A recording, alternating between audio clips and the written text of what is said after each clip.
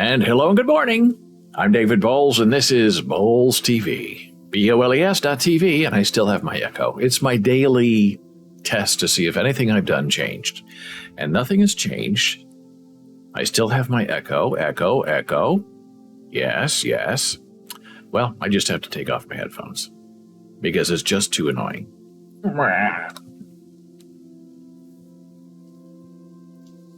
But if I had to, I would put up with it. If we were doing, a live audio interview, or if someone were chatting in our Discord server, I would leave them on and I'd deal with it. But if I don't need the pain, then I won't deal with it. Hey, Gordon says Twitch likes to remind us of our subscription anniversaries. And we do thank you. And it's funny, it will not allow me to pin the announcement from Gordon that he is subscribed to Tier 1 and has been subscribed for 2 months. Is currently on a 2-month streak.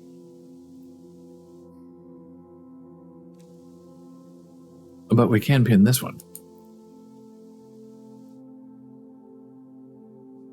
Gordon Woo. From Gordon. Woo! So we thank you so much for supporting the stream. It's very important, especially since we do run ads, and ads do interfere with some of the fun we're having here. And in August, I guess that Twitch is changing the payout structure for ads, where streamers will get a little bit more money, I believe, which is terrific. If you have a big site, a small site like us, we don't get really any money from advertising, but we get a little bit of money. And I guess Twitch is also changing their payouts. If you're a partner, you get paid no matter what. If you're an affiliate, which most of us are, you get paid only when you reach a plateau of $100 in your account. And then I believe they take a $25 processing fee out of that. So you only get $75 for every $100 earned. And the partners do not pay that $25 fee. So now I understand that Twitch is lowering the payout window from $100 to $50.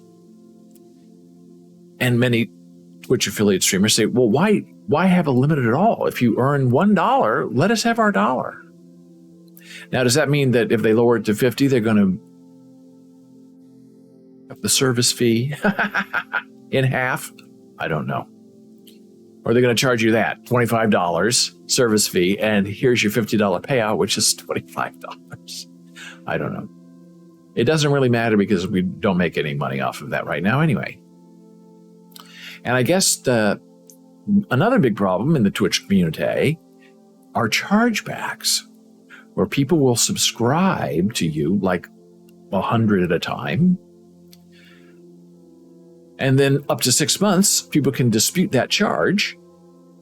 And usually it's kids using their parents' credit card. And the streamer's been paid, but there's a chargeback on the card. So Twitch turns around and charges the streamer for 100 subs.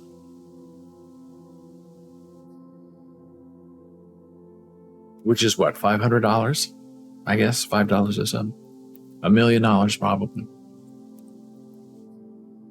And they say that's not right. It's not the streamer's fault. And then other people say, well, it's not really Twitch's fault because Twitch paid you and then it got a charge back and they're going to, blackball that credit card. But Twitch will make you pay it back, which is weird. So I guess the safest way to guarantee that streamers get paid is to, as some people don't like it, buy bits and you cheer. So you buy bits and you cheer. That money goes to the streamer. And if it's a chargeback, they don't take it out of your account. Why? What the difference is? I don't know. It seems like it's the same issue to me.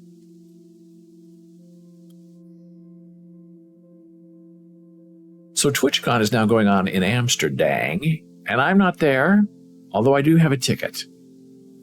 So I appreciate the invitation. It sounds like a lot of fun. There's also a TwitchCon thing coming to San Diego in October.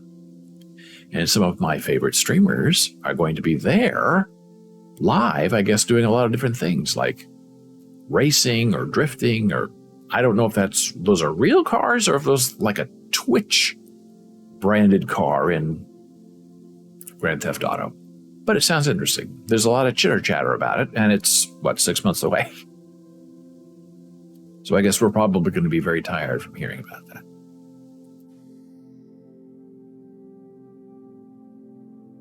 So yesterday was interesting. We have a friend of this stream who goes by the name of El Beyonce 2. There must be another El Beyonce out there somewhere.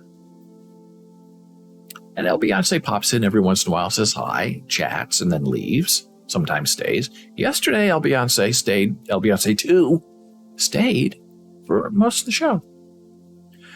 And we got to know El Beyonce 2. And at about 20 minutes, we're going to have a conversation with El Beyonce 2. If El Beyonce 2 shows up, and El Beyonce 2 may not show up. Living in Spain, different time zone, lots of things to do, which is fine. Because no matter what happens, I research to share and information to share, which will be very interesting because El Beyonce 2 sent me a video yesterday of balloon looning. And it's a very mild, very safe version of it, but the conversation we will have, may not be safe for work.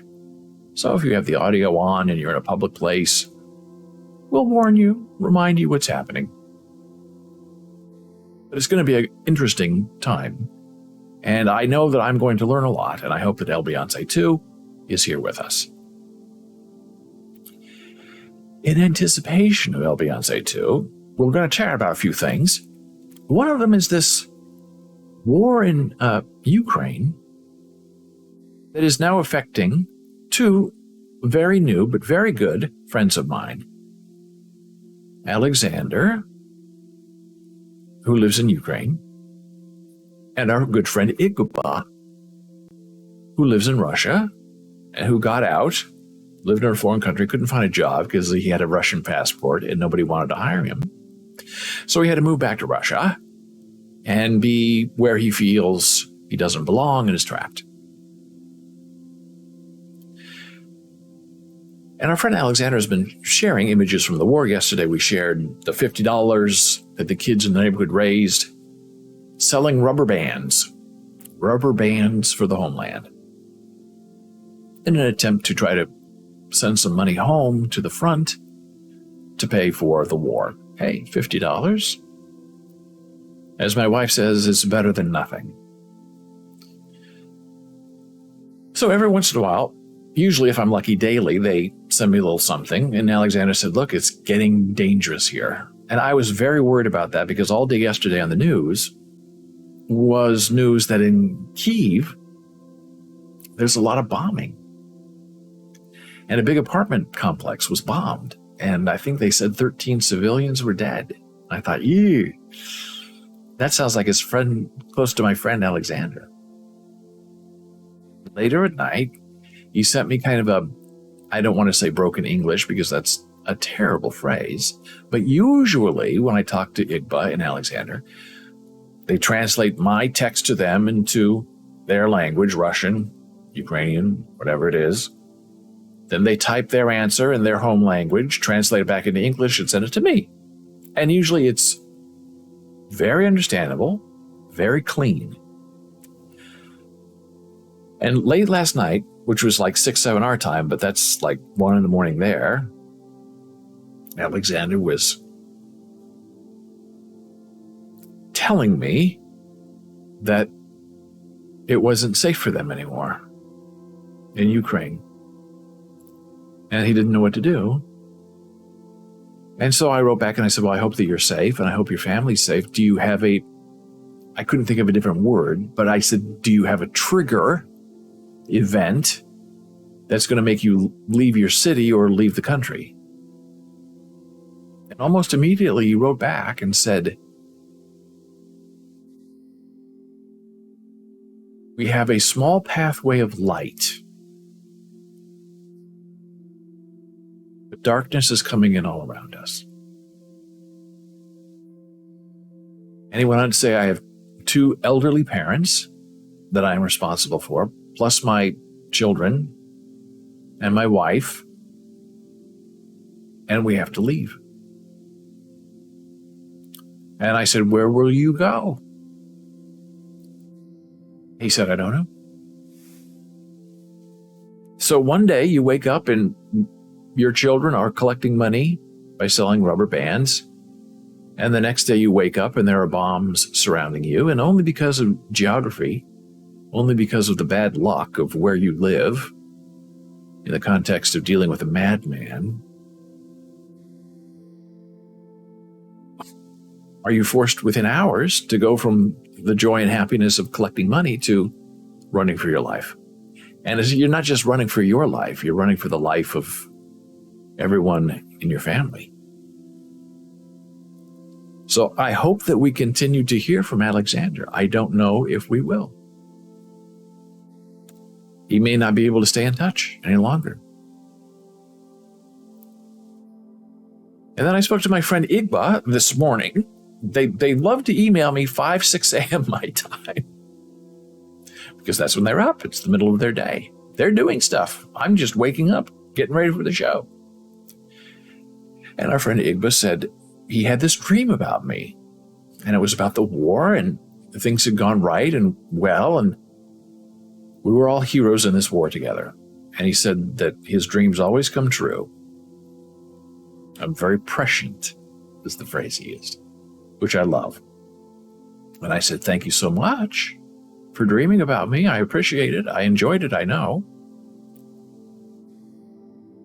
And then I said, how are you doing? Because our friend Alexander's having a hard time. And he got very distressed and said he doesn't know what's happening with this war. He doesn't know how it's going to end, why it continues.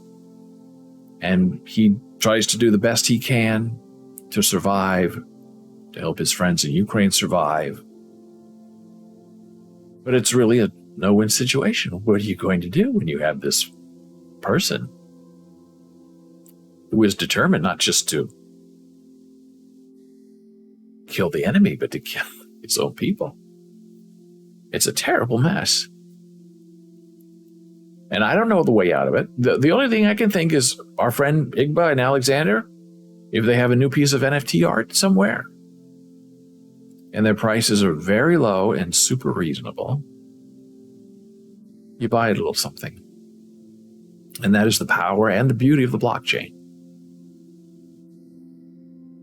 That you can get them money from wherever you are in the world just by buying a piece of art. And I know that there are artists in Russia and around the rest of the world who don't want to get in trouble, so they use third parties to sell their artwork. And then that money gets donated to the Ukrainians. So it's a wonderful community. They take care of each other. They watch each other's backs. But how do you get out when there's no way out? As I said to my friend Alexander, the world is trying to say, how do we find a way out that saves face for Putin so he'll just leave? And there is only one way out, and it's going to be the total annihilation of Ukraine. That's the only out he wants.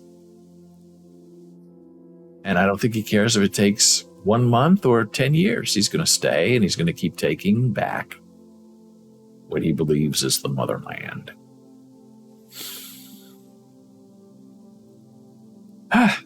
It's unfortunate. And then you get concerned about some of the things that you see going on here in America. And the rise of authoritarianism and totalitarianism. And the desecration of the idea of freedom and the American flag as defined by some people. And here's a very interesting little piece from TikTok. I'm going to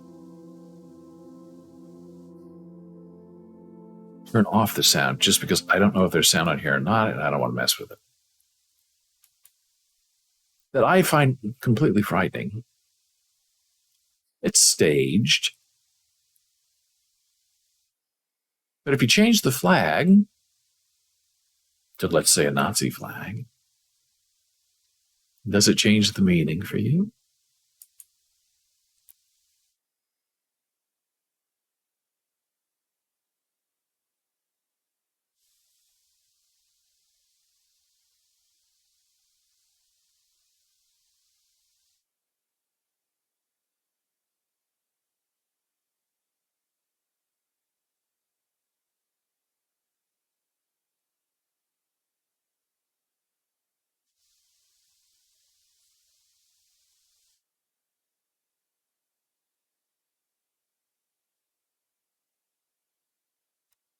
So you have the indoctrination of children, worshiping a flag,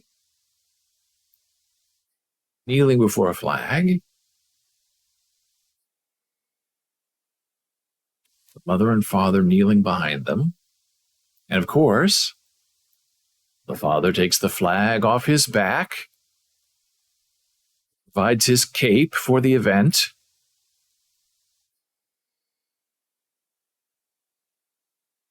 places it on his two daughters and his wife to protect them, and then he protects the flag.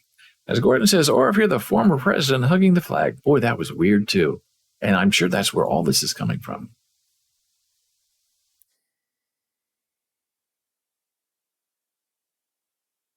And speaking of Trump, we know his former wife, Ivana,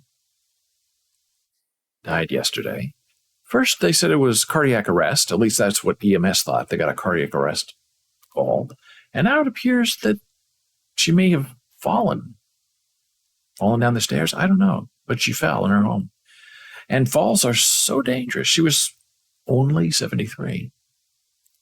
That's why it's very important to learn how to fall. I've written articles about it. And it's basically a forward somersault, but not on your head, on your shoulder. That's really what a fall is. But if you don't know how to fall, and you're going to fall, and you're going to land on your arms, land on your head, you're going to be in trouble. Wrestlers, performers, know how to fall. So watch wrestling training videos, and you'll see how to fall. It's so disturbing and weird and staged. So 3 daughters and the mother, and they're dressed in their jeans and their t-shirts.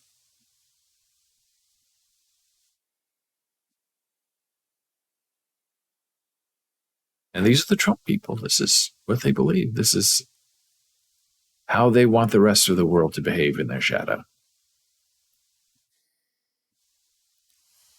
So now, before we take our very first blood pressure break and prepare to talk about our topic of the day, balloon looning, I'm going to share with you a different kind of video. This is actually from Nebraska on a local TV station, and it's just incredibly delightful. Hey, it's Gordon, and I have read to completely relax all your muscles. I learned it so well that once I slipped on ice and immediately did it, and an onlooker was astonished at how quickly I popped back up. That's very good, Gordon, and I hate you had to practice it in real life, but I'm glad that you did practice it in real life.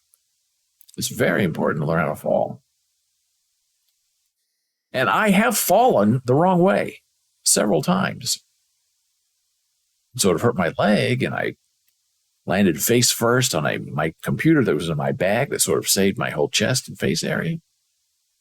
And in Manhattan, I tripped. And there was a brick planter that was right there in the corner. I fell and was right there. And there was a couple sitting on the brick planter looking at me, and their eyes were like, "Are you okay?" I said, "I think so." They said, "This far, your temple would have hit the corner of the brick." I said, "I know." I got up and ran away. So this might pep you up and cheer you up. It did me. I laughed because I find it so delightful. And I'm keeping the sound off because I may have to turn down the sound so I can put our music back on.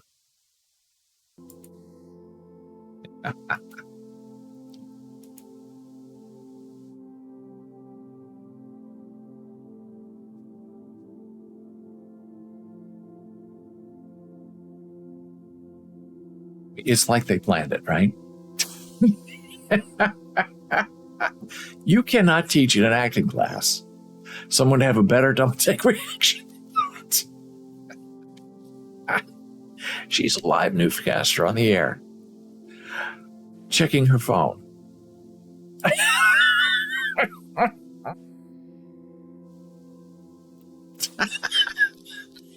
But what a pro. She gets caught, does the double take, and goes right on with the news. So if that's how the newscaster takes the news, that's how we should take the news.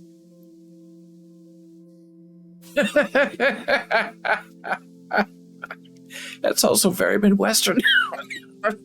Makes me laugh. So, hey, we're taking our first break, then we come back, having an interesting conversation with our friend El Beyonce 2, returning in a moment.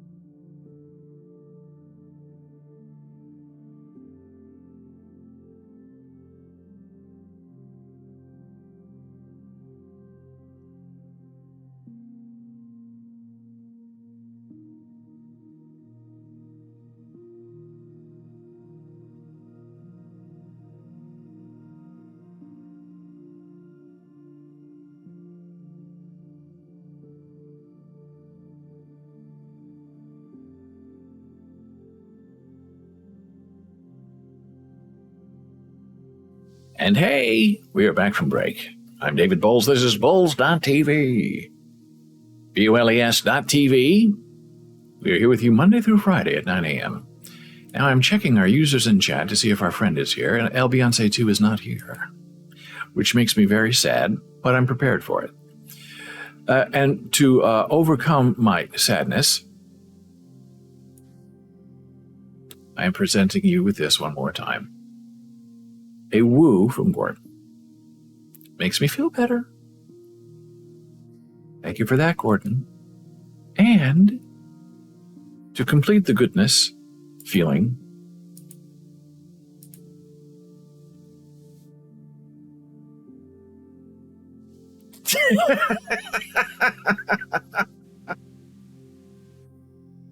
everything's fine. I'm here. So our friend El Beyonce 2, I'm starting the conversation, is here on video. Might not be here to answer questions, but we do have answers with or without the El Beyonce 2. And I synced this up with El Beyonce 2. Finding the right time in Spain with our time and meow and meow meow. Here we are.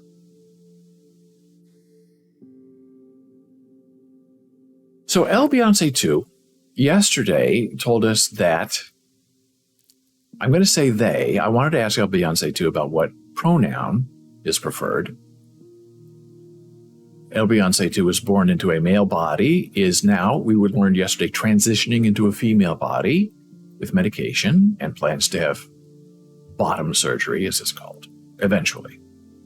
I don't know if El Beyonce 2 wants to be called he, she, some prefer they, or I should just keep saying El Beyonce 2. I don't know. So I'll try to be careful and use they just to be safe.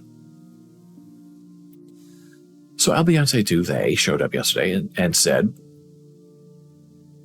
medication has started. And very excited that hair was going to grow longer and the boobies would get bigger. And Gordon asked if willing to do an interview, his story for Bowles Blogs, and they had a private conversation. Then El Beyonce 2 said, hey, I have a video I can send you of me inhaling helium from a balloon. Now, the balloon fetish thing was new to me. But I did know that our friend El Beyonce 2 would every once in a while come on this stream in the early days, and I had 3 helium-fueled balloons. And new to Gordon as well. Although Gordon's the one who figured it out for me. I didn't figure it out. I had 3 helium-filled balloons behind me. And El Beyonce 2 would pop in and say, hey, are those balloons? And I innocently, for many months, said yes. And El Beyonce 2 would say, do you think you could take one of them and inhale helium from it and then speak in the funny voice? And I didn't want to, because those balloons were given to me by my beautiful wife of now 34 years for Valentine's Day. And El Beyonce 2 was persistent. Oh, come on. Would come back every week, every 2-3 weeks. Hey, I see your balloons are still up. Do you think you could inhale it? Because I'm having all my favorite streamers inhale helium balloons and making a big video out of it. I said, well, that sounds really great, but I'm not doing it. And then I got the big 3-4 balloons that are now missing. They were helium filled and they were blowing behind me. And magically, El Beyonce 2 shows up. This was a couple of weeks ago. Hey, you have big balloons.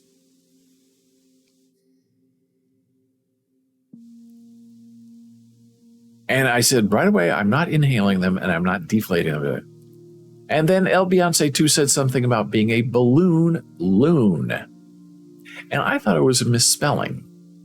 I said, oh, okay, balloon loon, okay. And then then we took a break and El Beyonce 2 disappeared. Which is what happens with a live stream. It's not a big deal. And then we came back from break or so, and Gordon said, well, check out this link about balloon loon fetishes. I said, what? What? So we clicked on the link, and wow, that was some interesting stuff. What it means to be a loon fetishist. And we're going to investigate that together now. And if our friend El Beyonce 2 were here, El Beyonce 2 could help step us through. But the show goes on, and time waits for no one. So,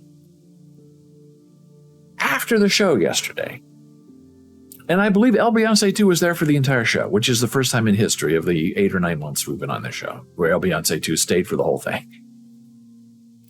And El Beyonce 2 sent me a message, friend request, on Discord. And El Beyonce 2 is very kind, always supportive, never negative, never cruel. Joined our Discord server right away, never posted anything, but still joined. Team player. And El Beyonce 2 said, I have some artwork, as we talk about NFT art and other kinds of art. Would you like me to send you some examples of my art? And I said, sure. And then El Beyonce 2 said, I have this video of me inhaling helium from a balloon. Would you like to see it? And if you want to see it, I could come on the show today, and talk about it and answer questions. I said, sure, send me the video. So Beyonce 2 sent me the video, which we're going to see in a moment. And then our friend El Beyonce 2 said, what did you think of the video? I said, thank you, interesting, I appreciate it. Get to see who you are, what you're doing. I appreciate you sharing that intimacy with us. And it's not intimate, I mean, in a sexual way. However, our friend El Beyonce 2 said, well, I have other videos. I said, yeah, I have videos of me wanking off with balloons. I'll send it to you. If you want to show it on the live stream. I said, okay, interesting. I don't think it's a good idea. Because who knows, from Spain to America, America to Spain, being sent through email or links. Some people might call it pornography, fetish. I don't think we should get involved with that, because you could be seen as a distributor, I could be seen as a receiver, even if I never open it, and meow, meow, and on and on. And El Beyonce 2 said, okay. But obviously that's part of this, is making videos and showing them, sharing them with others who share the same fetish. And the big question I wanted to ask our friend El Beyonce 2 was this, and maybe I will be able to get an answer one day, because I'm very curious about this. If you are transitioning from a male body to a female body, and you have a balloon fetish,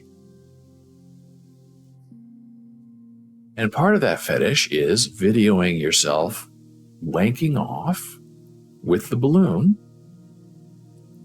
how does that change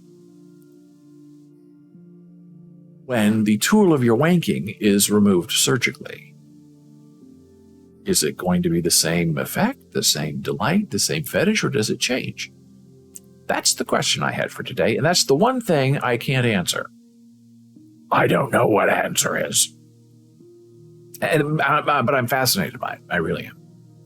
So one day, maybe, El Beyonce 2 will resurface and answer some of these questions in waiting. Or maybe not, which it's all fine. Nobody has to do anything they don't want to do. So here is the first fascinating piece of art from our friend El Beyonce 2. And it appears to be Jesus Christ on a cross, which is a very interesting image to be the first image to share when you are a loon fetishist video wanker.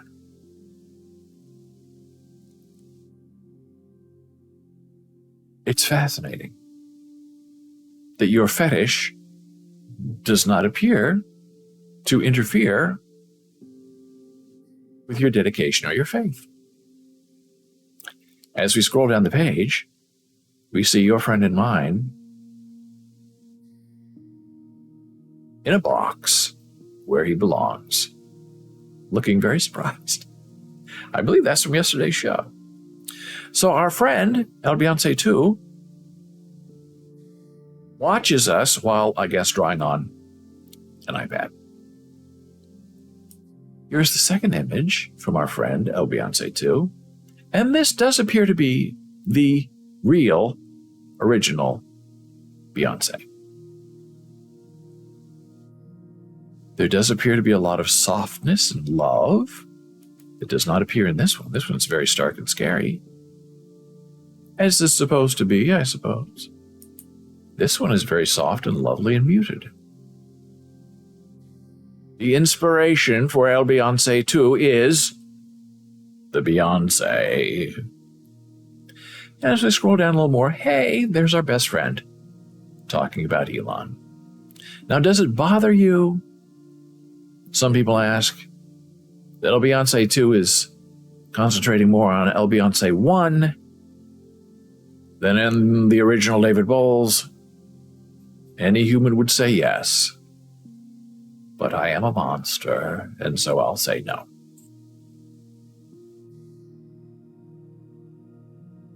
Now, before we show you the Balloon Loon video, here's a little bit of research from the National Library of Medicine. We'll call this disclaimer. Stay out of the balloon. On June 3rd, the bodies of 2 college students are found inside a giant helium balloon in Florida. The week before, a 10-year-old in New Jersey collapsed at a birthday party after sucking helium from a balloon. Is helium really that dangerous? Well, it can be.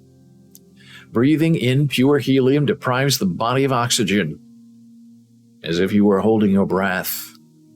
If you couldn't hold your breath at all, you'd start to die in minutes as soon as your body exhausted the supply of oxygen stored in the blood. But helium speeds up this process. When the gas fills your lungs, it creates a diffusion gradient that washes out the oxygen. In other words, each breath of helium you take sucks more oxygen out of your system. After inhaling helium, the body's oxygen level can plummet to a hazardous level in a matter of seconds. So this goes on and on. I'm putting the link in chat. Helium dangers. Meow.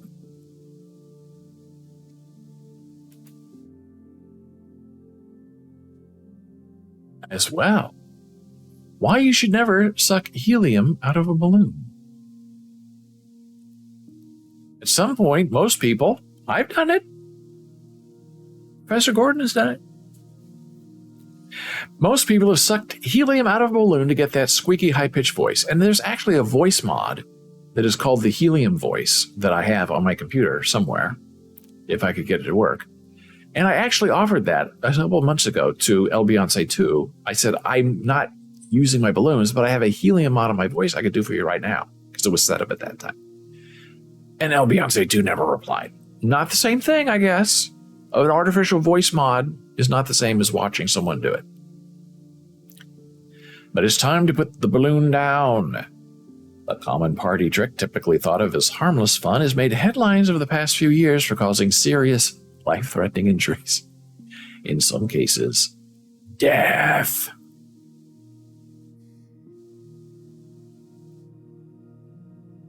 Daisy must have been standing with her back to the area where the sauces are placed, and the next thing I heard was a bang.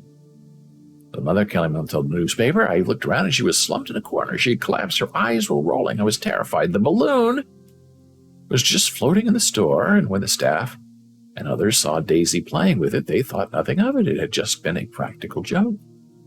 You see so many kids, even adults, doing it, inhaling the helium from the balloon. After 5 minutes and some fresh air, Daisy came to. She was ultimately fine, but not all stories have such happy endings. While sucking helium from a balloon probably won't kill you. You're most likely to pass out from a lack of oxygen.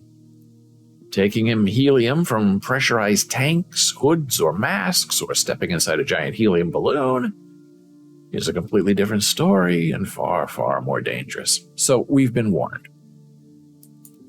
And here's a story that I wrote in 2005.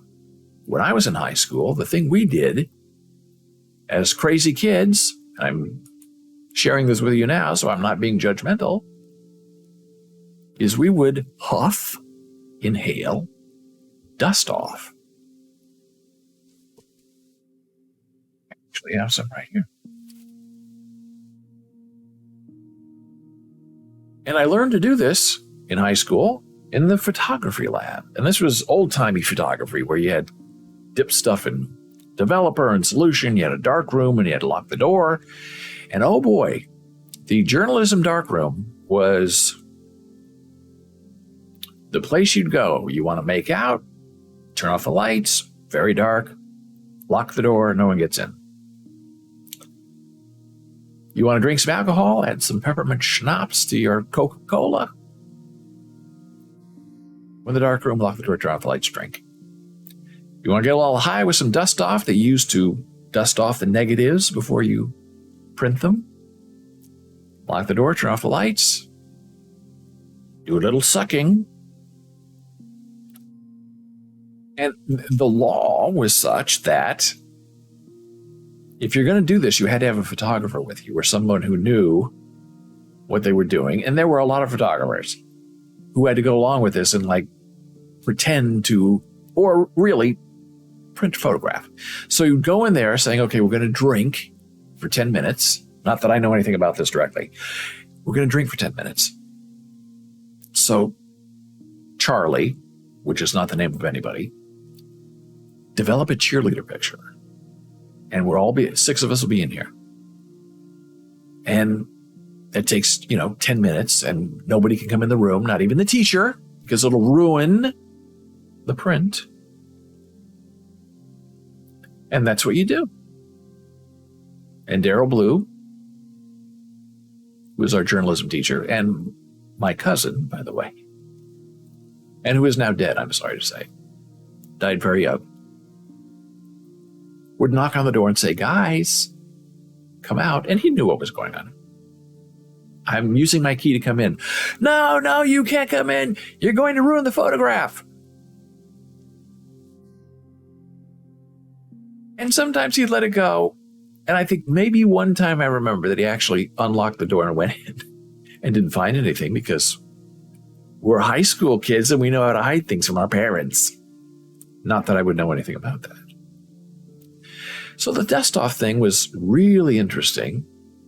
And I don't want to get too much into it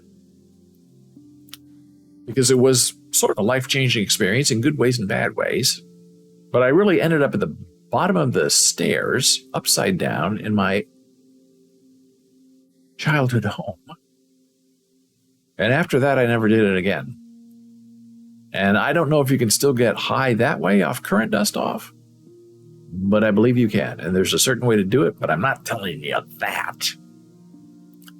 I'll put the link to this article in chat, though.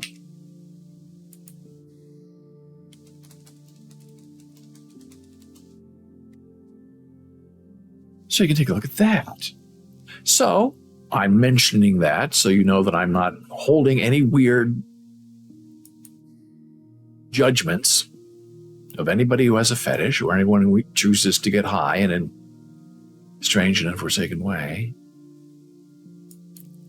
So this is our friend El Beyonce 2. In this very brief video that they sent me, just sucking in helium from a balloon, which I guess is sort of not just funny, but a sexual high. And does El Beyonce 2 get some kind of sexual high by watching others on a live stream inhale helium? I wish that person were here to ask.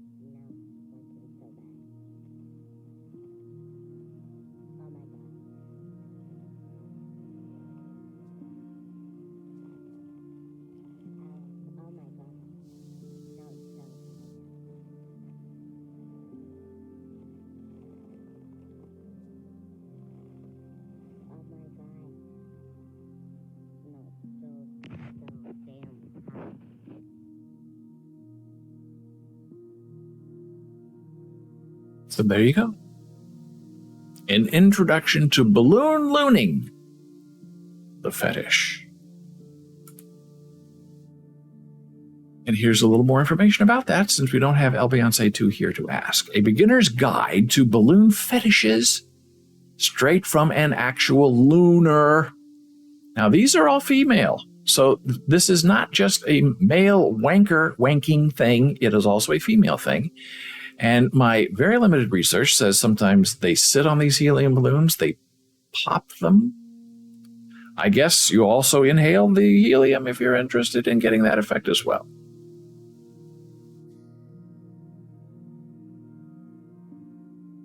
Balloon fetish community calls them looners, and they demonstrate many shapes, sexuality, and kink come in. While it's difficult to pinpoint exactly when balloon kinks hit the scene, it likely happened as soon as people had access to them, which happened around 1824, when a London-based scientist named Michael Faraday invented rubber balloons.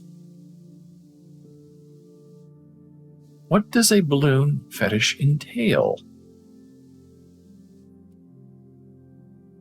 Porn star, writer, and comedian Alia Janine recalls filming a balloon fetish scene 7 years ago in which she was in a big room filled with balloons. She blew them up, rubbed them, played with them, but was instructed not to actually pop them. The balloon fetish audience likes when they're squeezed, but for this particular film, they didn't want them popped at all. Which is hard for me because I have very long nails. It's all a business.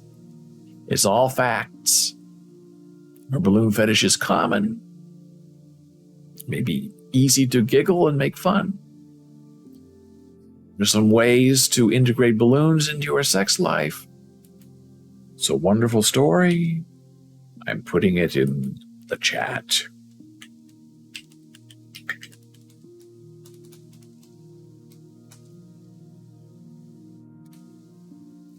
And there you go. That is my very brief conversation with El Beyonce 2 about balloon looning and balloon fetishing. And maybe one day El Beyonce 2 will reappear and return and ask questions, or maybe El Beyonce 2 is not ready for that, which is fine. Right now, we're going to take a very brief blood pressure break, come back with more things to chat about, returning in a moment.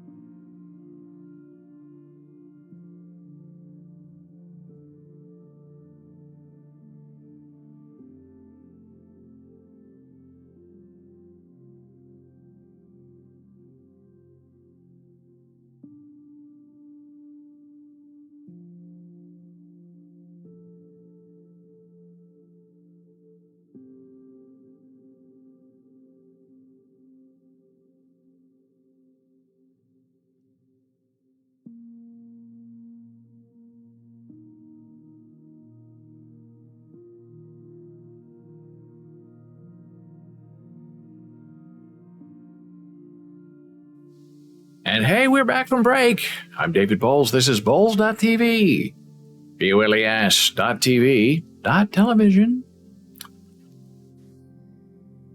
And we are here Monday through Friday at 9 a.m. Eastern. And some people ask, why? What are you doing? Why do you always read out loud the chat? Well, there are two reasons. One is because we are closed captioned for the deaf and hard of hearing, hearing impaired, whatever your identification is. And when you're watching the stream with closed captions, you cannot see the chat at the same time. That's just the way Twitch does it. The second reason is I often take bits and pieces of this live stream and use the audio portions to create a podcast.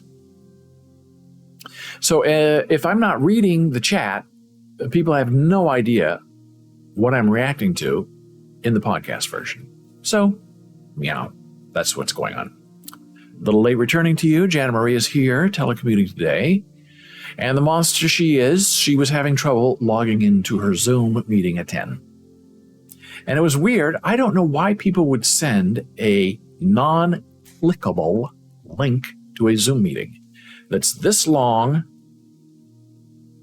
and you can't click on it. So you have to highlight the whole thing, copy, paste. You want Zoom to open? Yes. Meow. In. A little exhausting. Well, if you missed our balloon loon fetish conversation, you didn't miss much because our friend El Beyonce 2 did not show up for the conversation. And that's fine. Sometimes people say and do things that they think they can do, and then when it comes time to do it, it gets a little bit scary. Or you forget, or you're just busy. It's okay. I will answer any pending questions you might have, even though I am not a balloon loon fetishist, but I have done research. I can point you to a website.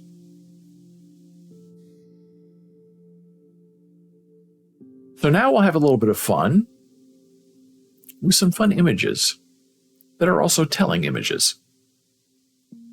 This was posted online in the Trader Joe group on Reddit that I just love. I don't know where this Trader Joe is, but it's somewhere with lots of bananas, as you can see.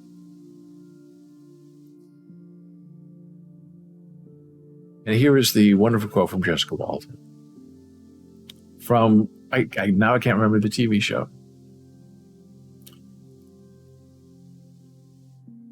There's money in the banana stand. Arrested Development. And her famous line, it's one banana. What could it cost? $10? Sounds ridiculous and stupid, but when she says it, in her fantastic soap opera, condescending way, makes me laugh every time. These bananas are not $10. These bananas, one banana is 19 cents. That's a big laugh. And what a great photograph. Look at all those bananas, and it's perfectly composed, and the pillar is painted banana yellow.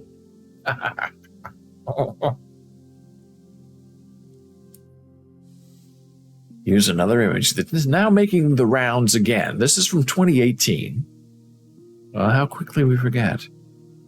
With the ubiquitous Stephen Miller, who appears to still have a life, despite him trying to sort of blow up the United States of America. And he did try to spray on his hair because he is balding. He's very young. I think he's, 34, 36? And in this wonderful political cartoon, he is spraying on his head of hair with spray on hate. And I guess he's the guy who was trying to get Mike Pence hanged, or at least was responsible for supporting the idea by writing the speech suggesting that Donald Trump's loss was because of Mike Pence. Will we ever get out of this madness? I don't know. How do you deal with people who don't want to deal with reality? It's a concern. Now, this background is from the new Webb telescope. Crystal clear images of the beginning of time and space. So, of course, it becomes a meme. And somebody created this wonderful meme from Superman 2,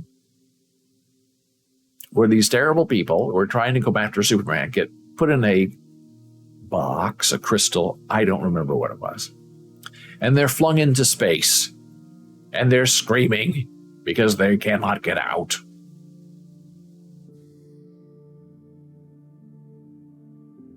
And now they're flung into this deep space of the Webb telescope that we've never seen before. Hilarious. You'd be laughing if you knew the movie. Now here's a change of tone in a wonderful article from the Los Angeles Times. And the Los Angeles Times is a lot of trouble. They're in financial trouble. No one wants to read the newspaper anymore. But somehow they keep persevering and have these fascinating, wonderful, long-form articles that you just can't get enough of. They have video and they have wonderful images. And here's one of them. Pregnant, homeless, living in a tent. Meet Mackenzie. Chapter 1. Mackenzie, 22, 6.5 months pregnant. Her boyfriend, Eddie, HIV positive, although his viral load was undetectable and he could not transmit the virus through sex. So this, right away, is the first image you see of the two of them.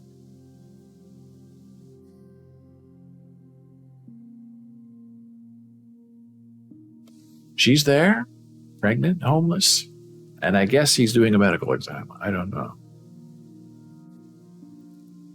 Squeezing the baby. This is their apartment. A pregnant Mackenzie with boyfriend Eddie near their tent on the streets of Hollywood, California. She wants the baby, but the odds are heavily stacked against her raising the child into adulthood. Above, the couple take shelter under a tarp in Hollywood. Now, the domestic supply of infants? Well, it looks like there's one about to become available. And the terrible saying goes, people want infants that are white babies. Okay, so you have a mother and a father here, homeless, and they have this white baby. Now, do people want that baby, or do they think that baby is tainted and a loser?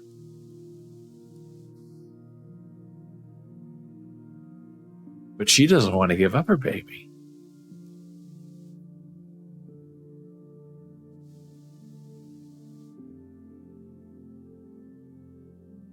Mackenzie's clear she's made bad decisions. She ran away at age 11, started using drugs, and was in and out of juvenile hall and foster care placements.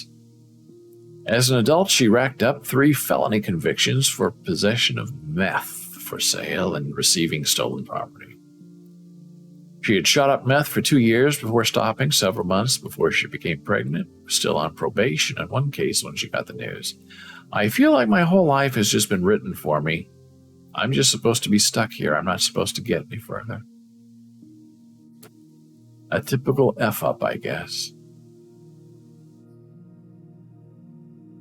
And here she is getting her head shaved. I don't know where they get this razor. Is it a battery razor? Is it electrified? I don't know, but it's a little weird that this is her life. The homeless or the family she never had.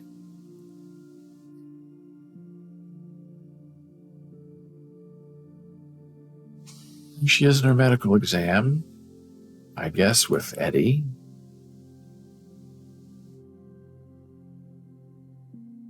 Where is that baby going to live?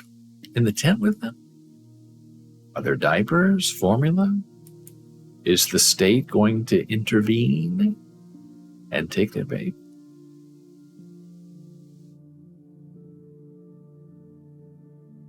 Does that baby stand a chance? Is that baby going to be born addicted?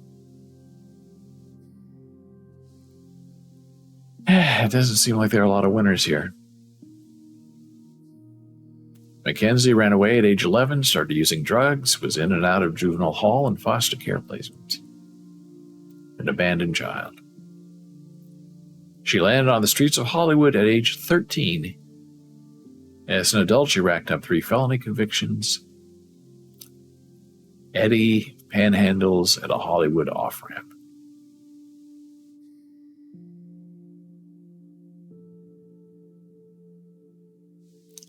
And there she is, growing up. Still has the photographs, I guess.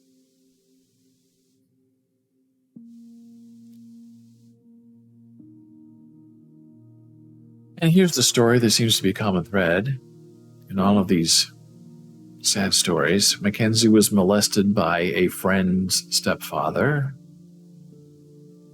and landed in a psychiatric facility and then a group home. As an adult, Mackenzie would be diagnosed with severe anxiety and obsessive compulsive disorder. And she has a crew. There are friends on the street, also other people who are abandoned. Mackenzie looks out on traffic on the 101 freeway in Hollywood, where her encampment clings to a steep embankment.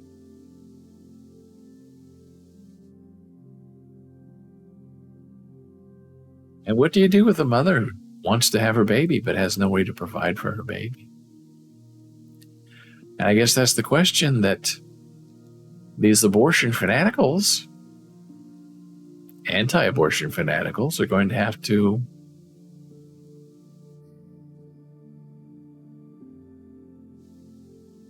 confront.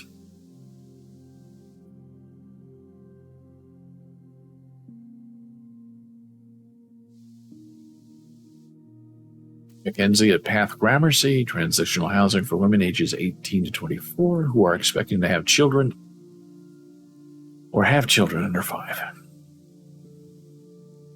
And she's pro-life. She wants to have her baby. Mackenzie holds her newborn daughter.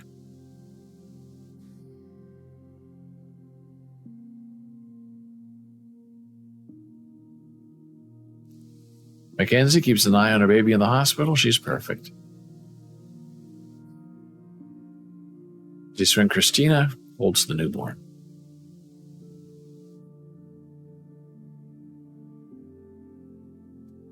Story goes on to chapter 2. I'll put the link in chat in case you want to read it. Heartbreaking, fascinating, excellent reporting.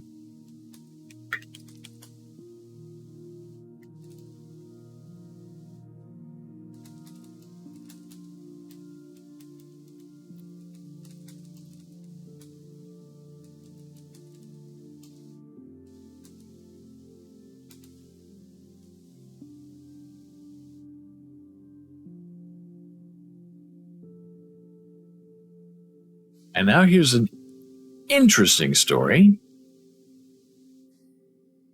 about AI, artificial intelligence, creating advertising. And it's an experiment. It's not a real thing. But this is what happens right now when machines can do the work, or creativity is given over to software. And this is a modern dystopia in which we might find ourselves living very soon. Because the one thing that Elon Musk has said repeatedly that is right on target, I believe, is that the greatest danger to humankind is the rise of artificial intelligence. Because he says once it takes over and starts making decisions for all of us, there's no way out of it. Yeah. So here's a Colgate advertisement created by computer software with no human input. The lips are made of toothpaste. You too can have this smile.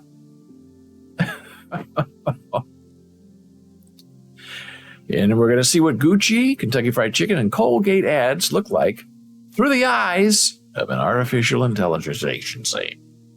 Somewhere in the uncanny valley, this Colgate ad is playing on a loop, featuring a mouth that seems to be made entirely of toothpaste.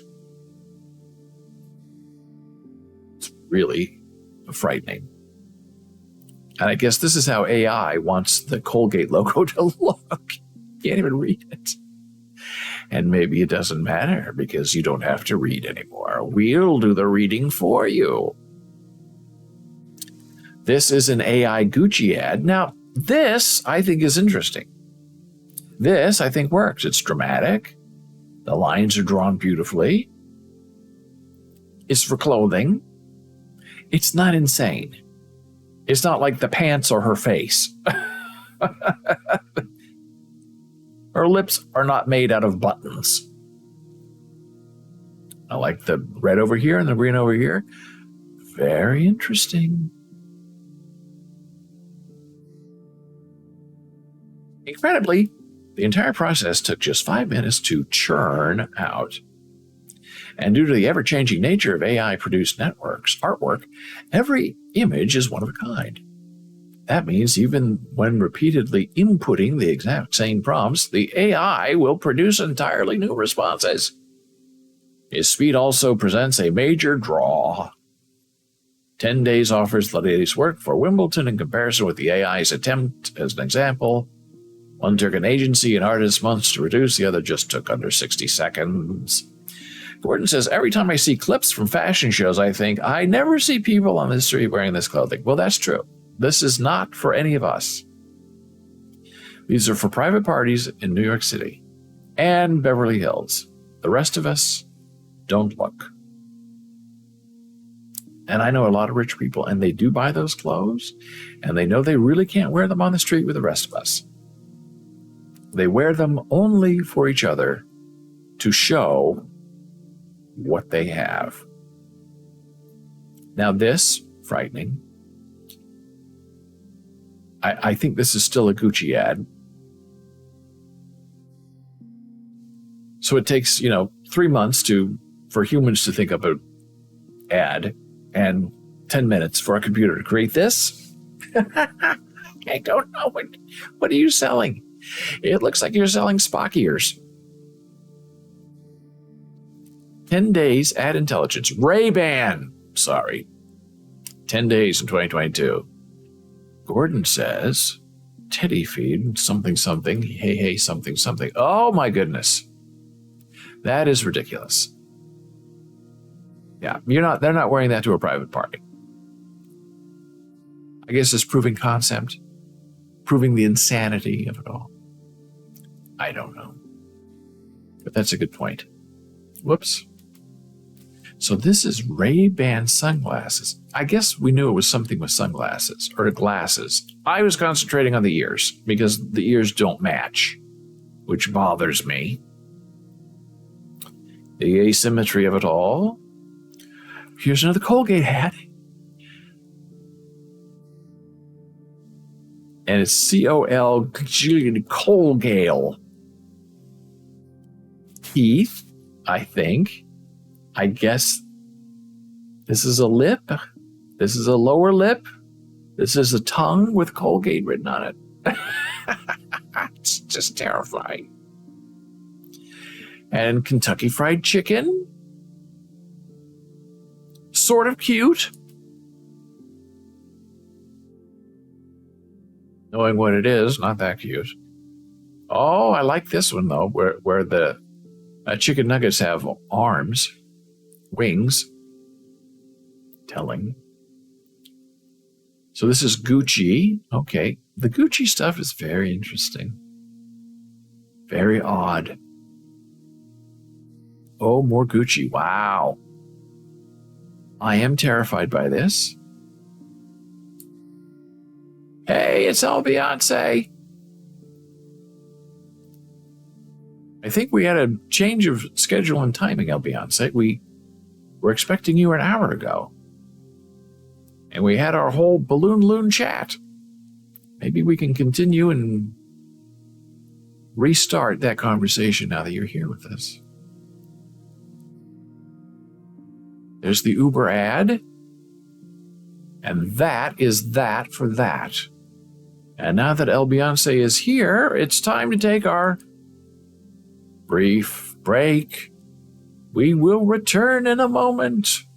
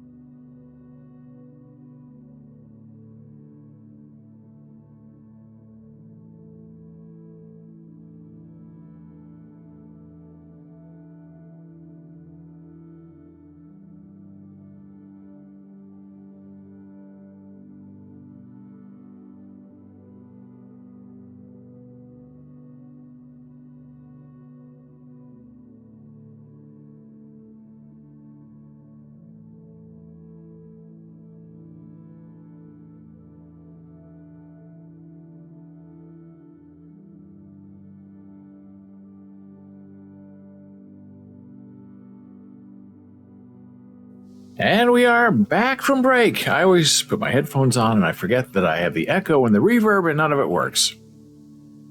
So, hey, we're back from break. This is Boles TV, BOLES.TV. And El Beyonce 2 is now here. Now, maybe we had a mix-up on the time. Who knows?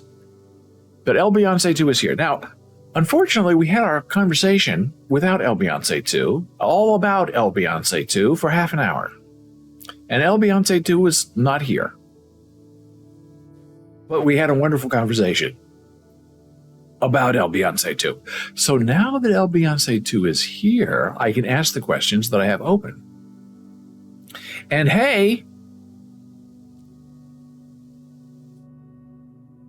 El Beyonce 2 just subscribed to our channel. That's what I'm trying to do, is to put this up as a hey, El Beyonce 2 just subscribed to Twitch Prime. Yay, we appreciate that very, very much. Very important. Now, oops, I have to click this to unpin.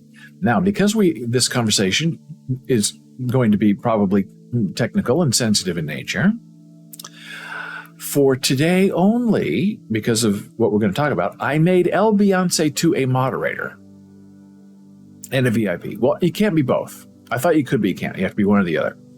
So yesterday, El Beyonce 2 was a VIP, and then I thought overnight, well, to have this proper conversation so we don't get censored, so El Beyonce 2 does not get censored, because if there's a sexual word or something that's said, making El Beyonce 2 a moderator should not auto-mod El Beyonce 2, because we don't want to weaken our moderator settings for sexual harassment, for other things, in case there are some people who want to come in here and harass us for having this conversation. So I think that will work. Now, El Beyonce 2, my first question to you is, what pronouns do you prefer? As we understand it, you were born into a male body.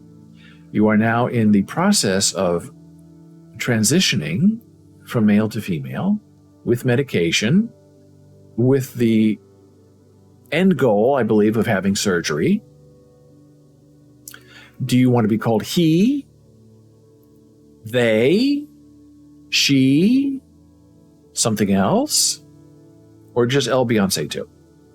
That is our first question.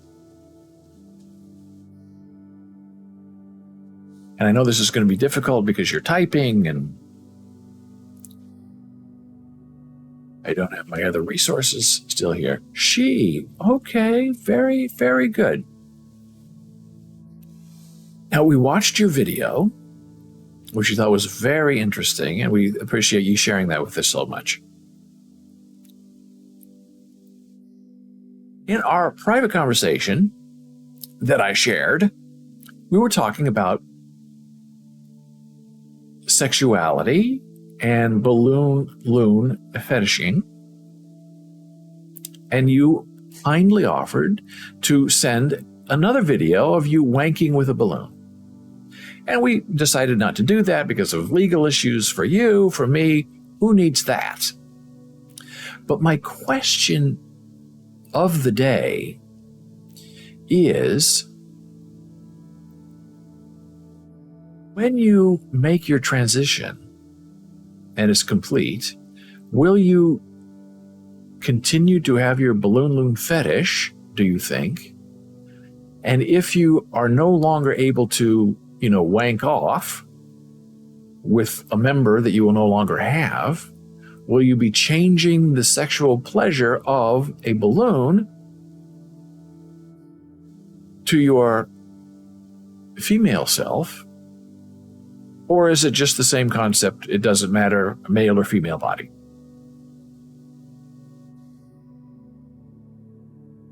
And I know that's a complicated question. So you can answer it whichever way you like to answer it.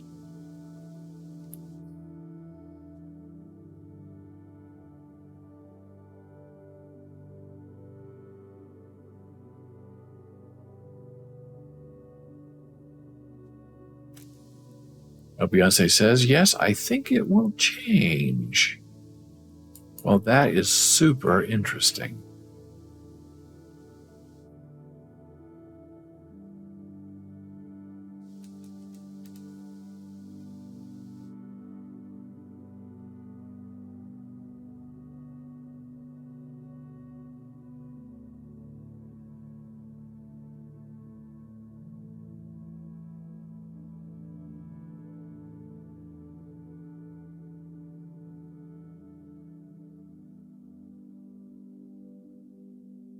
Just to remind the wonderful people of who you are and what we're doing, here is the video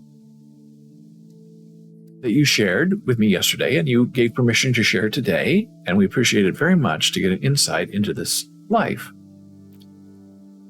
And how did you learn that you had this balloon fetish?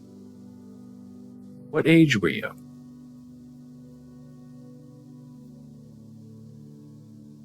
Actually, don't say your age, because sometimes if you say an age, that thinks that you're an age. But with my boyfriend, I can do it too, because he is a lunar too. That's very interesting. And do you share these videos with each other? Is there a special community that you go to have these conversations?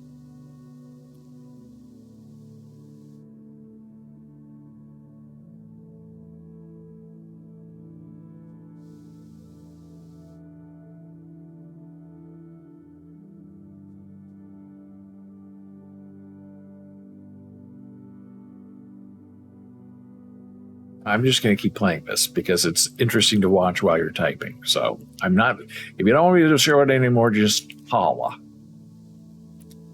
With my dad, like one day he did it, and now that's interesting. Your dad was inhaling helium? Is that what happened?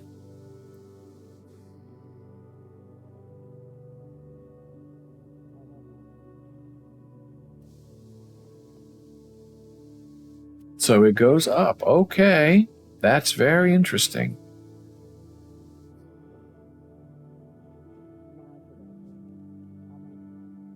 And in our very brief conversation previously about how this happened, it seems like rubber balloons are the preferred balloon, but the balloon you're using in your video appears to be mylar. Now, does that matter, the texture, or is it all the same? A balloon is a balloon.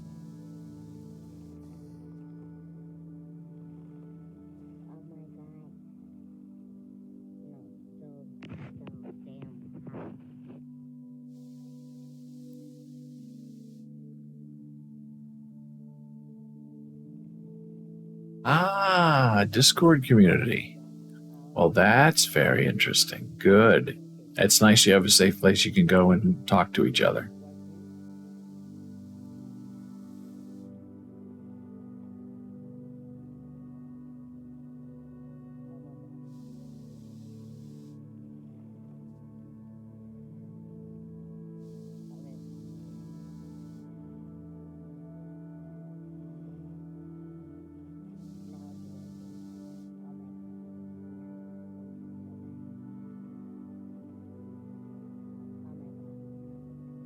It's not the same because I'm a lunar, but I'm afraid to balloon pop. Now we talked about that previously, and there was a woman giving an interview who makes rubber balloon porn videos, and she's a porn actress, and she was instructed by the people making the video to not pop the balloon. You can squeeze it, but you can't pop it. And she said it was hard for her because she has long nails, which I thought was very charming.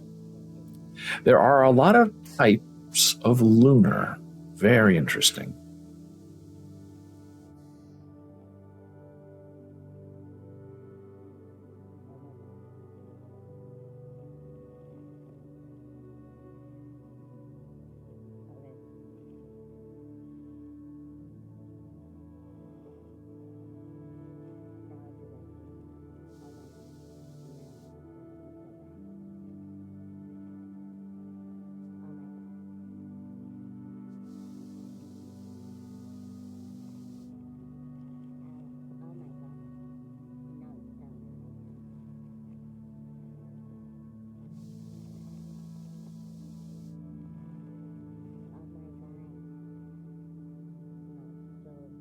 Beyonce 2 says helium lunar, popper, non-pop inflatables.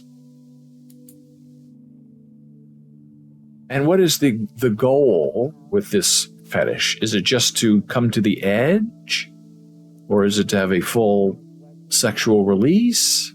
Or is it just the experience of being with the balloon and being observed or sharing? And more, El Beyonce 2 says. I can imagine. It's very interesting. And does it always have to be helium? Or can it be just any sort of balloon?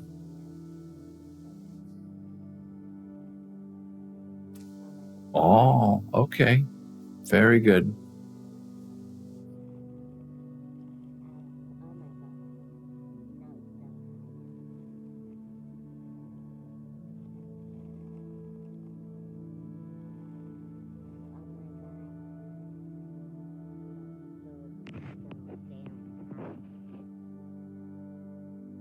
Now, can you tell us a little bit more about your transition? You said you're starting medication and your family supports you, your friends support you.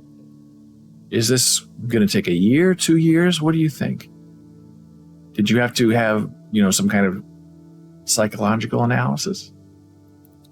In my case, helium boys, but in other cases, all the balloons. Okay, very good. Very interesting.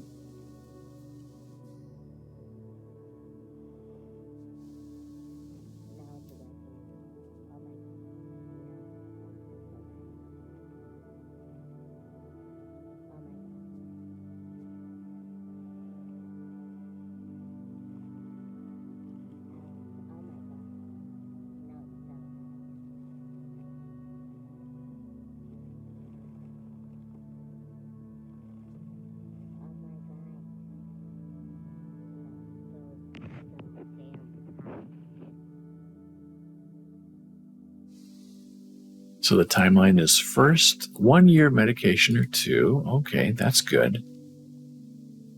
I'm glad you're taking it slowly, getting adjusted to it. That's very nice. I like that. Second boobs. That makes perfect sense.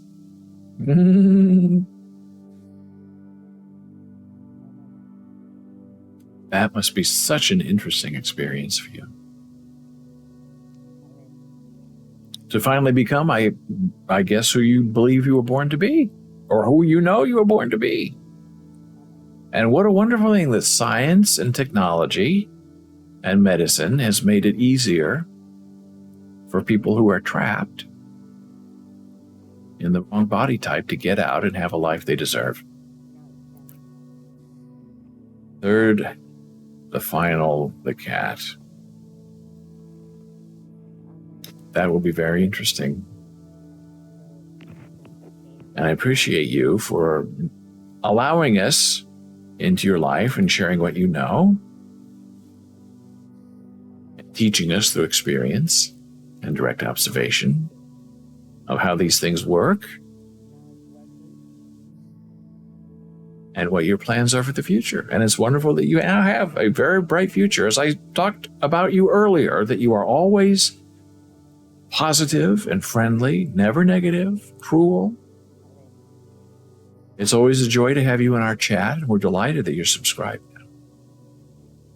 Now, do you have any final thoughts that you want to share with us on what your plans are, what you think, what you want to have happen with your life?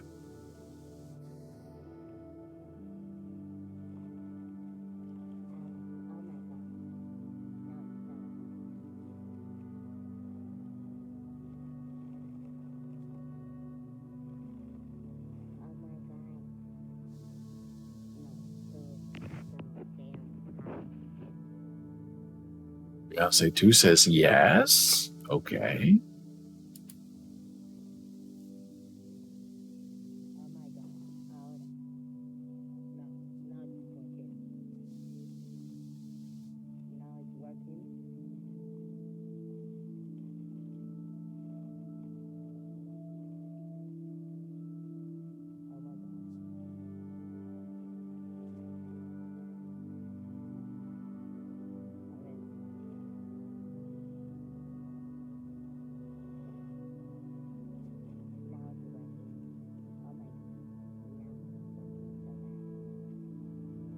working on modeling things, or an actress. Well, that's wonderful. I like your plans. And this reminds me of a friend of ours who used to work with us on Go Inside magazine. Gordon was part of that effort. And this was a back-end person who ran databases and helped do the movies with Tom O'Connell. And very successful, technical genius, worked for a big company in California. And we knew him, for 20 years, 25 years. And then things slowed down and people kind of retired and did other things. And he stopped updating the movies database for Tom O'Connell. And Tom was a little upset and finally got in touch with Michael and said, what's going on with the updating? And Michael said, well, I no longer am employed. I got laid off. This is 2 or 3 years ago. I got laid off by my employer. I'm now retired. I guess he was in his late 60s. And he said, by the way, I am no longer Michael. I am now Michelle. And I still have my daughter, luckily, who helped me through this transition and having bottom surgery. I mean, that was a mind bender because we knew Michael for many, many years. And we think we know Michael, but we didn't know what she was suffering. And you just kind of wonder if this transition from Michael to Michelle was somehow embroiled in her losing her job. And I don't know if the job helped pay for the surgery or not. But Michael was much happier as Michelle. But the price, it seems to be paid, was the loss of the job. So I hope everything is going all right for Michelle. I have not spoken to her since I learned of the transition, and I would be happy to speak to her, but she seems like she has the old life, the old world, and her new life in her new world. See Discord. I will look for Discord. That sounds very interesting.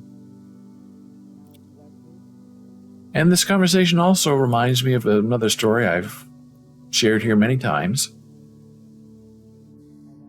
There's my friend Gene, who was a producer of television in Lincoln, Nebraska. And Gene had 3 daughters, a wife, married, 30 years. And then he turned 50.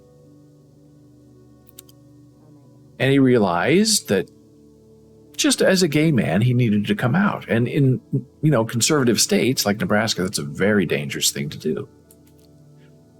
And this was 15 years ago. And he showed me a picture in his bedroom walls, huge, poster-sized photograph. Him as, I believe, a 6-year-old child wearing a woman's dress in some dusty street in a small town, Nebraska. And he said, I knew then at 6 years old that I was a gay man. But I got married and I had 3 daughters. And now at 50, I realized I had 2 choices in life, because he would travel a lot as a TV producer. So his thinking was, as long as he wasn't in the same state or city as his wife, he could be the real him, which was a gay man, and he would have gay sex and then come back and take up his straight life. And he said, at 50 years old, I couldn't do it anymore. I couldn't have the real me having sex with men and then going back to my wife and lying to her. So he said, when you reach that age, and you're a certain age, you have 2 choices. You can either come out and ruin the lives of everyone you love, or you can jump off the 8th floor of the Stewart Building, which was a big building in Lincoln, Nebraska, and die and kill yourself, commit suicide. He said, those are the only two choices that were left to me. And Gene said, I decided not to step out the window. So he told his wife, he told his kids, got a divorce, retired with a very nice pension from the state of Nebraska, and moved to Florida, and found the love of his life at age, I think, 65. And you wonder how long Gene had suffered. And Gene always sort of had that air about him, that he was this very erudite, interesting person, but also that there was a deep sadness within him. And his daughters still love him and are in touch with him. And his wife at the time was in complete and total denial. She said, Gene, this is a phase you're going through. You'll come back to me and our daughters. And he said, I'm not. And you can have everything. You have half my pension. You can have the house. You can have all the cars. I just have to not stay here, and I'm moving to Florida. And so she is taking half of his pension. It's her right. She earned it. 30 years of marriage. And she has the house and all the belongings and all the savings accounts. Everything is in her name. He just needed to get out to become who he was. And he said the saddest thing that he has to deal with is the knowledge that his wife does not accept who he is. And she cannot, because it destroys her entire idea of what a marriage was and what a family was. So it's another sad story. And as Gene said, look, these conservatives, they say, look, you stay in the closet, you don't come out. In Florida, Governor Ron DeSantis, don't say gay. It's the law in New York, in Florida, I mean. And Disney is upset about it. And DeSantis is taking away their tax breaks because they dared to disagree with him. And that man wants to be the president of the United States. And his chances of winning, if Donald Trump doesn't run, are very high. He has $100 million in his pocket from donations. So as Gene said, look, you want us to stay in the closet? We want to have a family. We want to have kids. We're gay.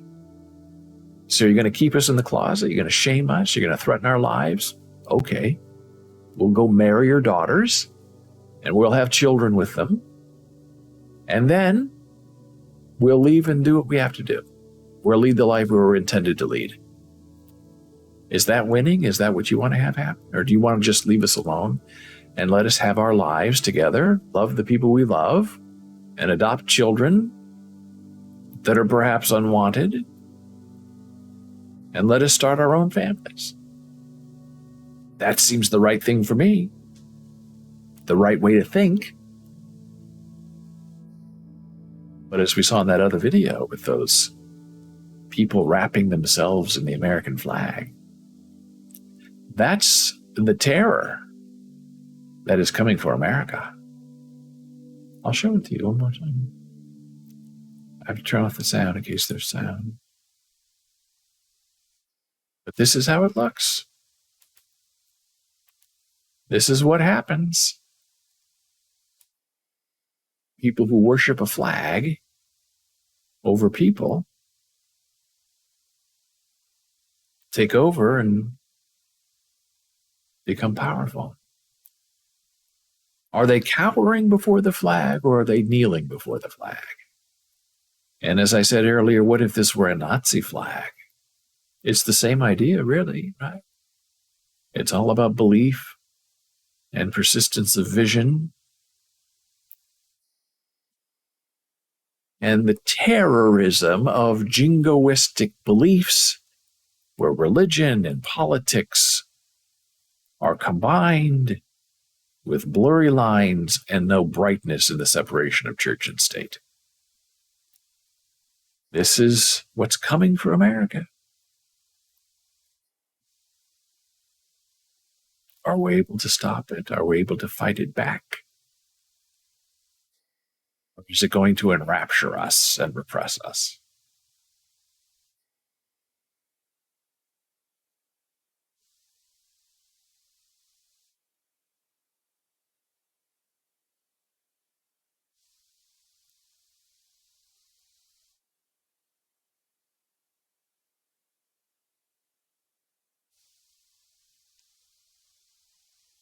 Let's see, the pictures. Are you talking about the artwork you sent me, the Beyonce and the Jesus? Is that what you're talking about? El Beyonce 2? El Beyonce 2 said, you can show the pic I sent. It's not sexual. If you're talking about that, we did show them, and I gave you a long conversation about them at 9:30. I'm delighted to show them again. I just have to find them. If you've sent me a new picture, tell me about that, and I'll go find that. Because I love your artwork.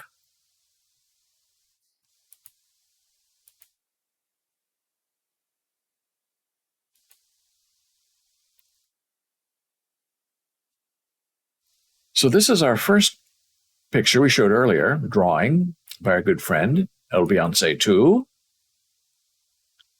Very dramatic, super interesting, and a lovely guest right down here. I love the lines. And as I said, it's wonderful that you can celebrate your religion and your faith and still be who you are and transition and have a balloon fetish. And that doesn't mean you can't draw something beautiful like this that is full of faith and belonging. Our other photo. Hey, we have El Beyonce 2 and the original Beyonce, the Beyonce. On Discord too. And I love this. El Beyonce says on Discord too. I'll check that. I love this. The original Beyonce with your friend down here staring at his own face. Let me just see if our friend has sent us anything else on Discord. Oh, let's see. Oh, here we go. Oh my, let's see now. What have you sent me here? These are photographs. Now you've sent me something on Discord. Okay, one of these is a photograph, right? And who and what are these? One of them is a video.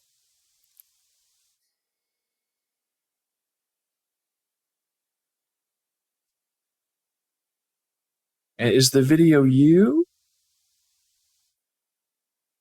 Who are these people? Because I need to know who they are so I don't get in trouble. Search Cristo de la Sangra. Oh, is that who that is? Okay.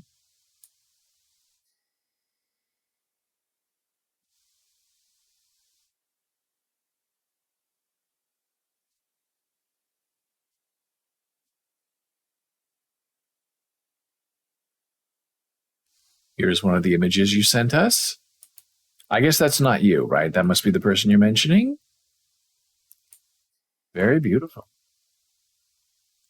And I love the video. I'm just trying to figure out the best way to show it. Oops. It's downloading.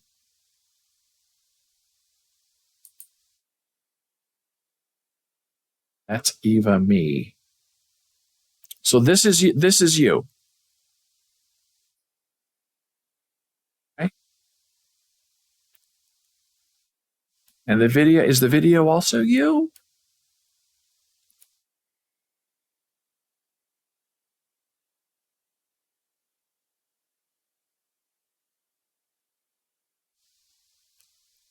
Let me see here. I have a way to do this. This is supposed to be my Discord screen. Is it my Discord screen though, or is this my...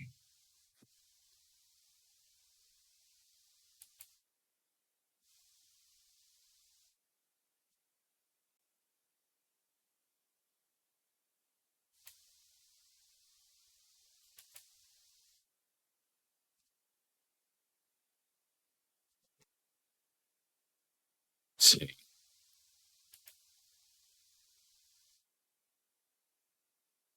This is good so far. Yes, all are me. Wow. It's a beautiful shot. My goodness. Wonderful. Now, how can I get this video? The easiest way is to upload it and then show it to you that way. So where did it download to?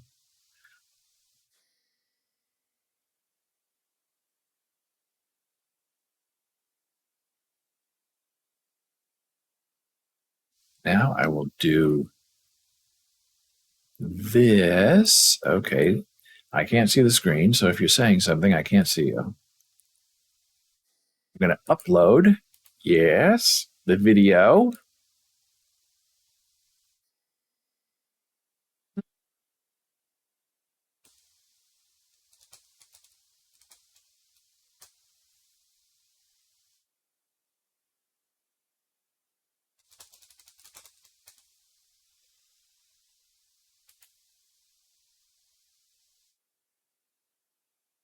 Now the video is processing. I have to upload it and then I can show it to you,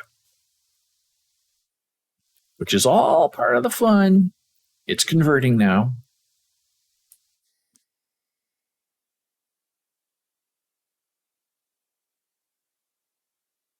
After the pic, search Christos Sangre de Palma. It's the Jesus I try. Okay, I'll do that right now. So I will search. I'm going to copy and paste this.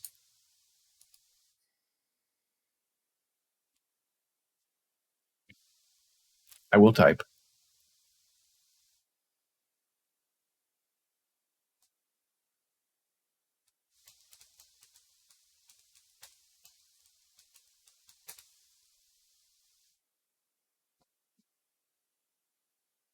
We see the inspiration. Fabulous. Look at this.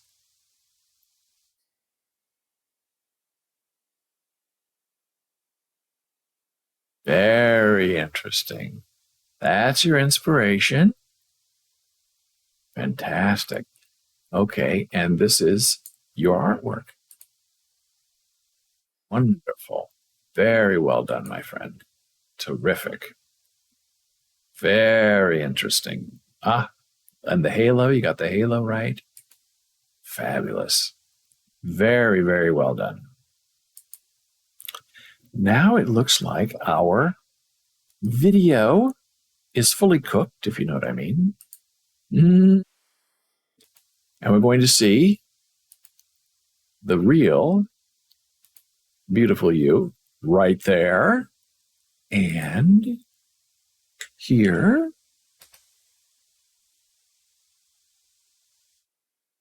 Boom.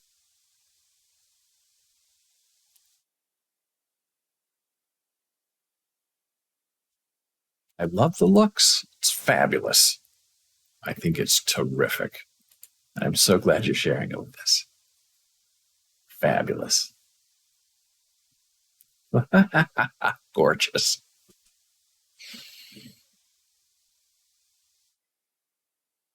Well, hey, we have a super talent with us. What are you going to do? What are you going to do? It's El Beyonce too. Do we like this El Beyonce? Or do we like this El Beyonce? For me, personally, I prefer this El Beyonce. A much more real person, if you know what I mean. Not to insult the original El Beyonce. But El Beyonce 2 is not an imitation. El Beyonce 2 is the real thing. Live and in color. And video. We saw old video. We see new video. Wow. Fabulous. This is our new friend. So El Beyonce 2, if you have something else to say, say it. We're getting ready to close the show. I thank you so much for being here. Drop by anytime.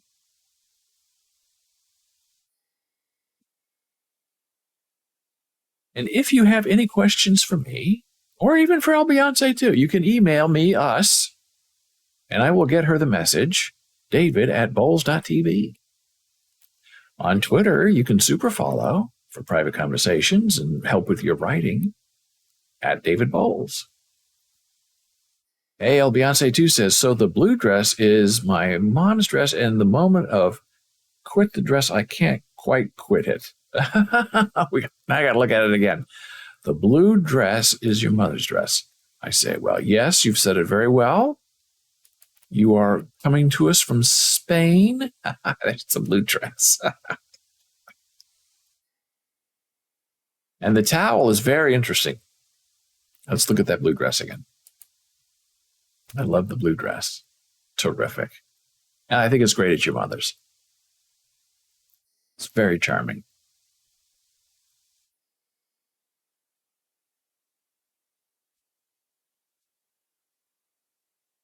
And if you have anything to say to me on Facebook, where we're doing our NFT alpha test.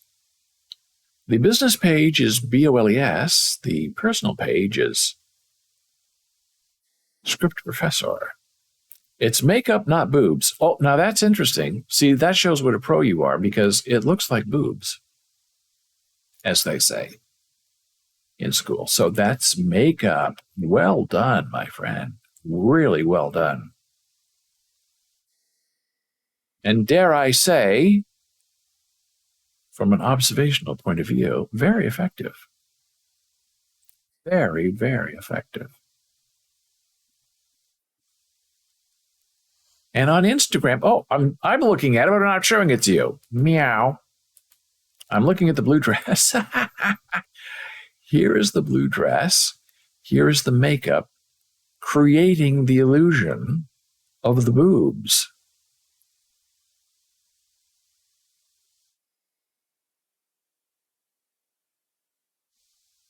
Love the video.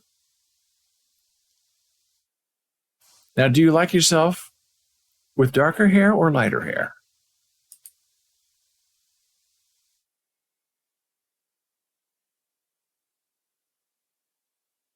Looks good either way.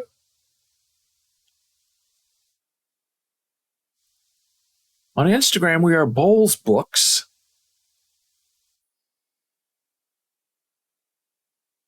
On TikTok, I always don't know if we should talk about TikTok or not, because it's like politically correct.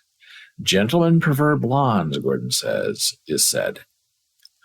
I think the blonde look looks really good, and I'm a dark-haired sort of guy. But the blonde is very, very interesting. It changes your whole personality, which sounds unfair, but it's interesting. Very interesting. So on the TikTok, we are Bowles TV, and we're conflicted because they're saying TikTok is like embedded in China and it's trouble and makes me nervous. So here we go from this to that.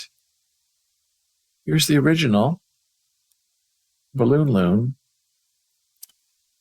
Beyonce 2 says, I'm so mad with people because they say like all trans people are bitches, that's not correct. Yeah, it's difficult. But I can tell you from interacting with you and watching your videos and the way you have a conversation, you're very open and very helpful. Because you could have an attitude that, people are going to come at you and attack you, but you're very open. Which is very nice, because people don't have to worry about approaching you or asking a question thinking that you're not going to answer them or be offended or, attack them. And of course, if people are mean to you or rude to you, then all bets are off. I love both because I'm a god. Well, there you go. And in this little video, we seem like we have a little blonde going on, a little dark hair going on at the same time. So in this video, you're having it both ways. In the other video, you're having it one way because you are a living god. And Gordon says, we love Beyonce too, even if she isn't a fan of the Taylor Swift album Red, Taylor Swift's version. Beyonce 2 says, sorry. Laughing, sorry. But you're right. Why limit yourself? Be blonde, dark hair, red hair. Blue hair might be interesting too. There's a Twitch streamer, Kylie Bitkin, who's very interesting. On the spectrum, has an OnlyFans, plays Grand Theft Auto really well, and she has blue hair. That's her whole thing, is her blue hair. And it looks great on her. She has blue eyes and blue hair. And she's in the top 1% on OnlyFans, I guess, is what she says. I haven't checked it out.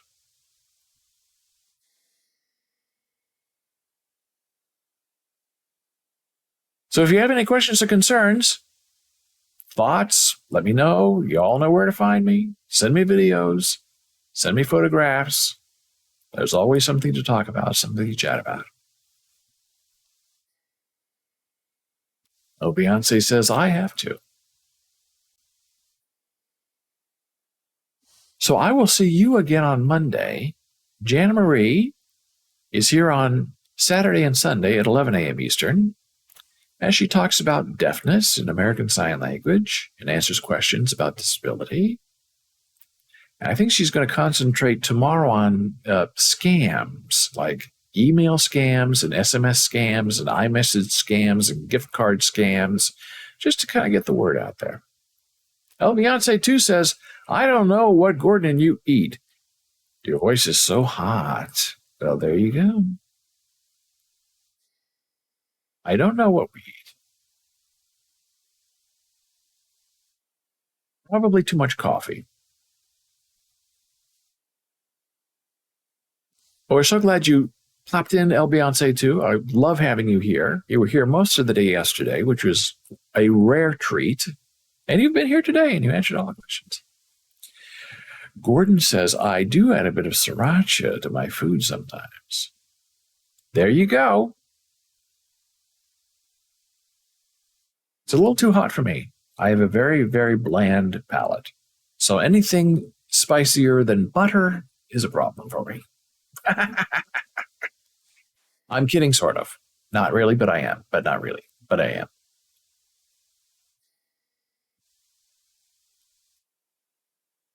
So if you have anything else to say before we quit, say it now.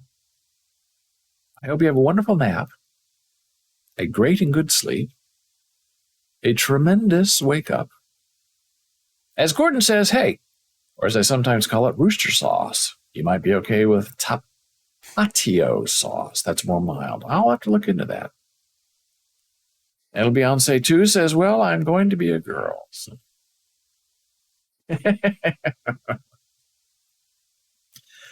Thank you so much.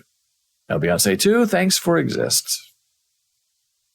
You're not going to be a girl. You are a girl, as far as we are concerned. Commissioner Gordon, signing off. Winter Garden, Florida says, thanks for having us. And then I reply,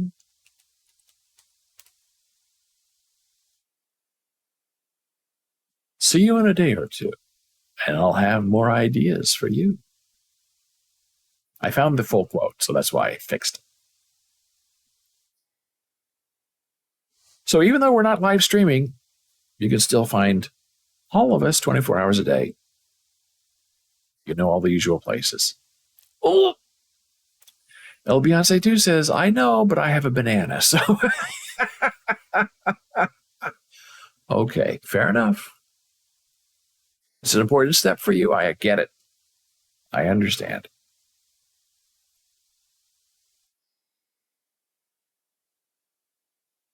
And what a way to end the week. And when you wake up, and I hope your soul is filled with joy and safety, and you're in a good place, and no one will bother you or cause you any harm. And Gordon says, but we have learned that banana or avocado, it's who you are inside that matters, right? And Beyonce says, too. And laughter. That's interesting because I sort of, what do Gordon and I know? But I agree with what Gordon is saying. In your mind, if you're female, then you're female. But to El Beyonce too, if you have your banana eggplant, you're not. Fair. El Beyonce too is the one in control of this conversation. I completely accept it. I understand what's going on.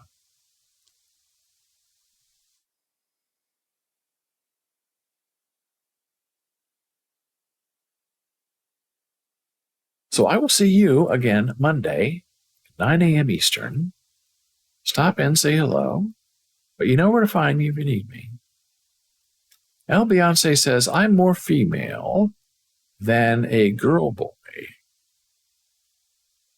After.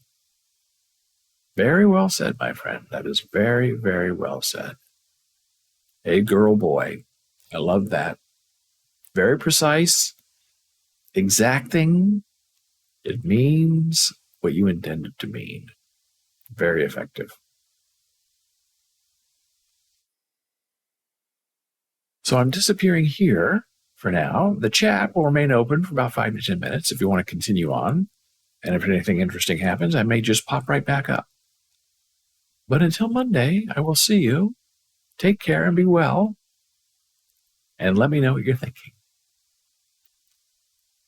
Oh, well, Beyonce too says, I want to add something. Well, go right ahead, my friend. We will wait for you.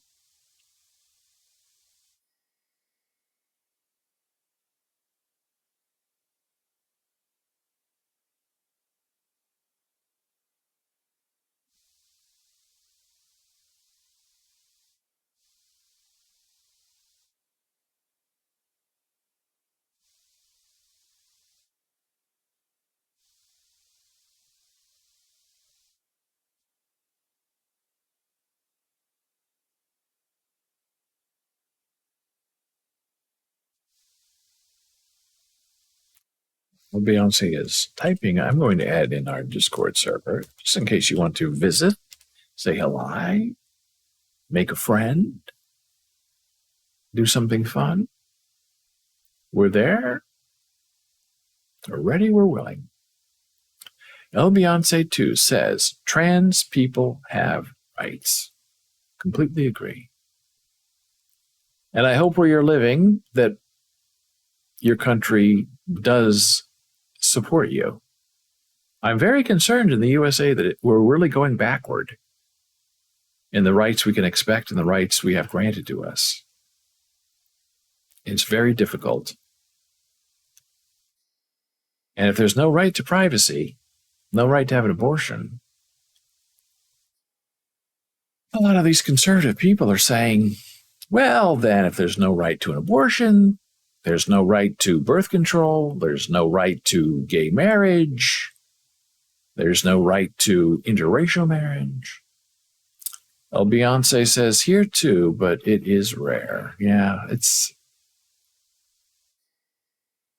that's why it's important for people to come out and be known and be good and positive role models.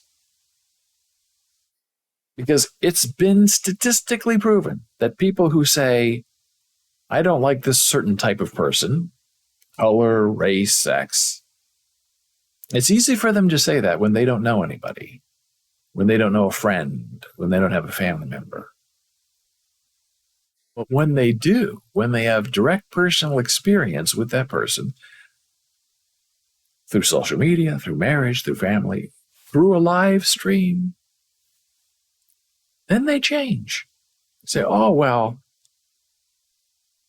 my friend is okay. But the others, oh, forget it. And then you can take the next step and say, well, why is your friend okay, but the others aren't? Why is that not the same? And that's where you start a conversation. And we're going to have something like that going on in the Supreme Court, where we have a Supreme Court justice who is black and married to a white woman. Now, interracial marriage is not confirmed in the United States Constitution, which seems to be the determination of everything that we ever do in America, according to this religious Supreme Court. So then what are you going to do? Well, Beyonce says, because we go back and forward. It is a pendulum, swinging one way and then the other, and rarely moving forward. Always sort of a temporary stasis. So if you take away abortion rights, take away contraceptive rights, right to privacy, gay rights, gay marriage, well, what about interracial marriage? How is that going to stand up? Who's going to take that away?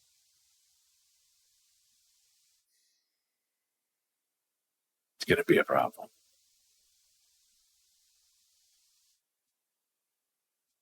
Now, have you said everything you want to say, El Beyonce 2? Do you have anything else left to say? Let me know.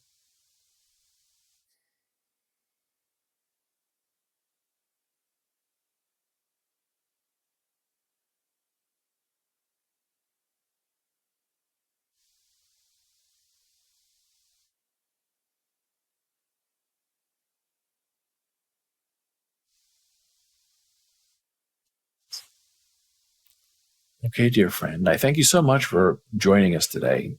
You've helped me understand things better, and I appreciate you very much. And I hope you are happy and safe and in a good place. Oh, the bowl spot. We've had a lot of chat today, and these are on timers. So when we have a lively conversation, the bowl spot comes up and gives a little promo. And we never get that, really, during the regular show. So we thank El Beyonce 2, for helping us promote Jana Marie's sign language classes. So until Monday, I will see you soon. Have a wonderful weekend. If you need me, you know where to find me. Take care, be well, my friends. And please take care of each other. I'll see you soon.